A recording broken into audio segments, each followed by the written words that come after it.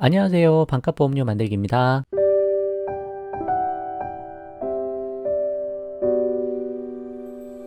오늘은 보험 뉴스 살펴보기로 저렴한 보험료의 덧 50% 환급형 무해지 상품 4월 퇴출이라는 기사 내용 가지고 무해지 상품이 어떻게 되는지 한번 알아보도록 하겠습니다. 이제 결론부터 말씀드리면 올해 한 4월부로 무해지가 완전히 사라질 것 같아요. 이번 달 초에부터 이제 기사들이 막 나오고 있거든요.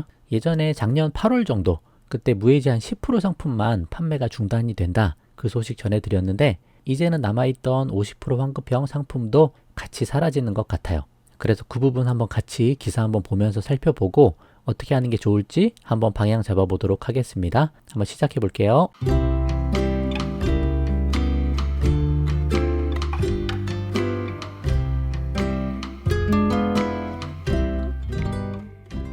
네, 기사 제목이 이렇습니다. 저렴한 보험료의 덧 50% 환급형 무해지 상품 4월 퇴출. 머니에스의 전민종 기사님께서 쓰신 기사고요. 그 내용을 캡처해서 중요한 부분만 제가 설명을 좀 해보도록 할게요. 자, 기사 내용 그대로 캡처한 내용이에요. 월 보험료는 적지만 해지할 때 돌려받을 수 있는 돈이 아예 없거나 이미 낸 보험료에 비해 턱없이 적은 무해지 저해지 보험이 오는 4월 완전히 퇴출된다. 이달 초 금융당국은 마지막으로 남아있던 50% 환급형 무해지 보험 판매 중단 시점을 확정하고 보험사들에게 통보했다. 그렇게 돼 있습니다. 무해지 상품이 뭔지는 이제 대부분 다 아시죠. 제가 영상 뭐 2번, 3번 만들어 드렸던 것 같은데 납입하는 도중에 보험을 해지하면 환급금이 하나도 없는 상품이에요. 영원이에요. 영원. 그 대신 보험료를 10에서 30%, 뭐 많게는 40%까지도 싸게 해주는 그런 구조의 보험 상품이었죠. 저희 입장에서는 어차피 보험료는 비용이고 지출이다. 보험료는 돌려받는 거 아니다. 굳이 보험사에 더 많은 돈을 내고 보험사 통해서 저축하게 할 필요가 별로 없다. 그렇게 늘 말씀드리잖아요. 그래서 순수보장형이나 무해지 상품이 어떻게 보면 가입자한테 훨씬 유리하거든요. 보험료가 저렴하니까. 그러나 이런 해지 환급금이 아예 없을 수 있다는 그런 단점도 있으니 그것도 잘 살펴봐야 되는 부분인데 이제 그런 혜택들이 사라질 수 있다는 거죠. 그래서 8일 금융권에 따르면 보험사들은 오는 4월부터 50% 환급형 무해지 상품을 판매할 수 없다. 이제 없다는 거예요. 금융당국은 무해지 저해지 보험이 보험사들에게 재무 건전성을 악화시킬 수 있다고 판단했다라고 되어 있습니다. 왜 그렇게 판단했는지는 뒤에 써 있어요. 그 내용 보고 같이 설명드려 볼게요. 무해지 저해지 보험이란 매달 내야 하는 보험료가 일반 상품보다 10에서 40% 정도 저렴하다. 뭐 일반적으로는 10에서 30% 정도 많이 이야기하는데 당장 보험이 필요하지만 매달 내는 보험료가 부담되는 소비자가 관심을 가질 만한 상품이다. 그렇죠? 괜찮은 상품이죠. 보험료가 비싸면 어차피 길게 유지하지 못한다. 제가 늘 말씀드리는 부분이라서 보험료를 줄이는 게 우리한테 매우 중요한 거라서 그래요. 대신 중도 해지 때 환급금이 거의 없으며 그렇죠. 무해지 같은 경우는 납입기간 20년 납이면 20년 이내에 해지하면 환급금이 0원이에요. 아예 없는 거예요. 그리고 납입기간이 끝난 뒤 해지해도 돌려받는 돈이 원금에 크게 못 미친다. 10% 상품은 총 납입한 금액의 한 10% 정도 돌려주는 거고 무해지 50% 상품은 총 납입한 금액의 50% 정도 돌려주는 그 정도 상품인 거죠. 원금에 크게 못 미친다.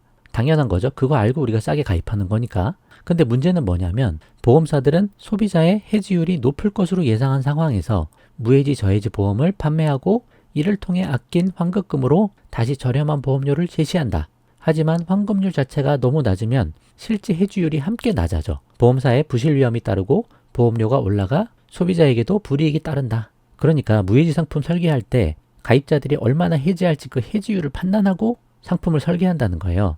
그럼 다른 상품은 해지하면 해지 환급금을 돌려줘야 되는데 이 상품은 안 돌려줘도 되니까 그만큼 아낀 비용으로 보험료를 줄여준다. 그게 이제 무해지 상품인데 실제로 보험료가 저렴하다 보니까 사람들이 해지를 안 하더라. 그 내용이에요. 그래서 해지율이 낮아지다 보니까 보험사가 생각한 대로 안 간다 이거죠.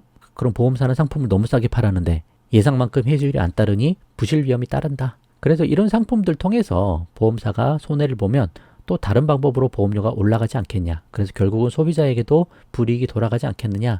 그렇게 보면 될 것 같아요. 그래서 이제 결론이 어떻게 됐냐면 현재 금융당국과 보험업계는 TF를 구성해 합리적인 해지율 산출을 위한 모범 기준을 마련하고 있다. 무해지 저해지 보험은 퇴출하지만 이 상품을 대체할 신상품을 차후 내놓는다는 것이다. 그렇게 되어 있습니다. 이 정도까지만 기사를 가져왔어요. 그러니까 이렇게만 봐서는 무해지 상품이 완전히 사라지는 그런 분위기로 볼 수 있을 것 같습니다. 뭐 3월 말에 가서 다시 한번 좀 보긴 봐야 되겠지만 일단 이런 분위기가 있는 걸 좀 알고 계시고 나한테 무해지가 잘 맞다 그러신 분, 그러니까 보험료 싸게 하는 게 더 중요하다. 그렇게 생각하시는 분은 어차피 보험 가입하실 거면 빨리 가입하시는 것도 괜찮죠. 제가 생각할 때는 우리 보험 가입자 입장에서는 무해지 상품처럼 괜찮은 상품이 없다. 왜냐? 저는 늘 만기 환급형이 아니고 순수 보장형 상품이 가입자에게 유리하다. 그렇게 말씀을 드리는 편이잖아요. 보험사가 해지 환급금을 준다는 얘기는 결국 우리가 보험료를 더 많이 내야 된다는 얘기고, 우리가 많이 내는 보험료는 보험회사에서 사업비를 또 차감하기 때문에 효율적인 저축이라고 볼 수가 없다. 그런 관점이라서 그렇죠. 그래서 결정하시려면 빨리 결정하시는 게 좋겠다. 그런 말씀을 좀 드려봅니다. 자, 결론으로 마무리할게요. 저렴하게 보험 가입이 필요하신 분들은 4월 이전에 서둘러 가입하시는 것도 좋은 선택이 되겠다. 그렇게 말씀드리고, 대신 무해지 상품의 장단점을 잘 알고 선택하는 것이 중요하다. 장점도 있지만 단점도 있다고 계속 말씀드리니까 또 무해지 관련해서 다른 영상들도 몇 개 이제 참고해 보세요. 그리고 늘 바뀌는 보험 시장인데 미래를 우리가 정확하게 알 수 없으니 현재로서 할 수 있는 최선의 선택을 하면 될 것 같다. 저는 늘 그렇게 말씀드려요. 어차피 가입하실 거 현재 기준으로 가장 좋은 거 가입하시고, 나중에 또 더 좋은 게 나오거나 아니면 내가 고지 조건이 좋아져서 더 저렴하게 상품을 가입할 수 있는 시간이 오거나, 그럼 그때 갈아타셔도 되는 거거든요. 뭐 연세가 너무 많으시면 이제 그런 거에 리스크가 좀 따르지만, 뭐 건강하고 젊으신 분들은 얼마든지 갈아타실 수 있다. 그러니까 현재로서는 가장 좋은 선택을 일단 내려보는 게 좋을 것 같다. 무해지가 필요하시면 무해지 가입하시는 게 좋을 것 같다. 그 정도 말씀을 좀 드려보는 부분이에요.